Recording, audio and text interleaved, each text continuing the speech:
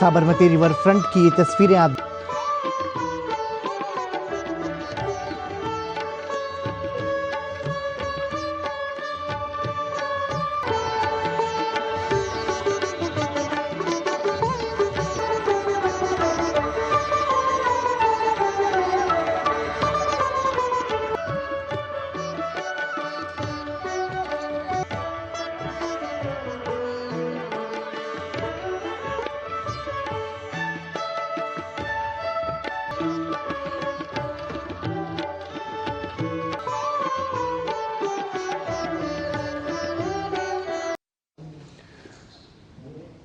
तो Sabarmati river front की एक खूबसूरत तस्वीर जिसमें जर्मन चांसलर